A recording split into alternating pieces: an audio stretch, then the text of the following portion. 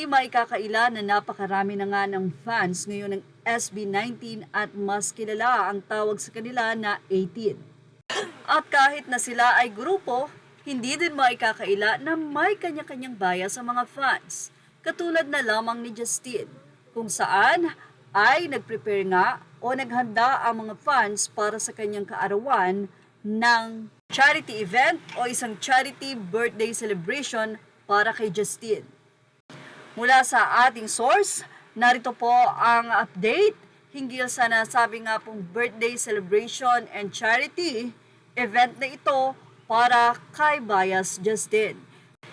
In celebration of Justin's 27th birthday and our 7th year anniversary as his pioneer fanbase, JL League is delighted to present to everyone Bunga ng Mga Hiraya, an art exhibit that will celebrate passion, imagination, and the artistry of Justin's and SB19's fans. Date July 27, 2025, Sunday time 12 noon to 2:30 p.m., 5 p.m., venue Getaway Gallery, 5F, Getaway Tower, Araneta City, Quezon City. So, dahil exhibit nga ito, syempre may mga performers din po dyan. So, ito po ang nasabing poster, Bunga ng Mga Hiraya, an art exhibits. Nandun ang isa sa mga magperform, ang pangalan niya ay Sheena. Marami pang iba. At syempre, ito po ay for the benefit of Malabon Zoo. Mula naman sa isang fan at mula din sa source natin na si Maui Pontevedra ay nahingan nga siya ng tula para sa nasabing event. Ang tula ay ibinigay niya sa atin at ito ay may titulong Ang Aking Hamon para kay Justin.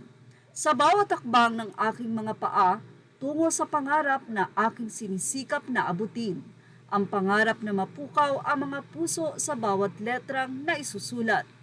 Ang pangarap na maabot kahit sa simpleng mga salita lamang ang bawat isipan.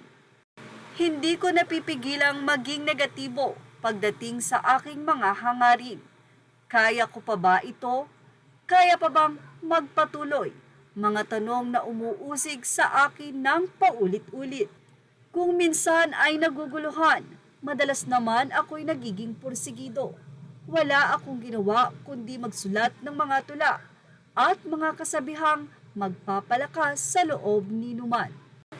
Dahil habang ako'y nagpapalakas ng iba, ako din naman ay napapaalalahanang lubos. Isang mapaghamong pakikipagsapalaran ang aking hinaharap na patuloy kong ipaglalaban hanggat ito naman di ba ang daan upang lumago? Ito naman di ba ang nararapat, ang magpapatibay? Meron akong lakas mula sa aking sarili, ngunit higit na may lakas mula sa Diyos na nagbibigay ng pag-asa sa bawat hakbang at bawat sulat mula sa aking tinta. At yan nga ang ating latest showbiz update. Images are all credit to the rightful owners. Please like, share, and subscribe. Images are all credit to the rightful owners.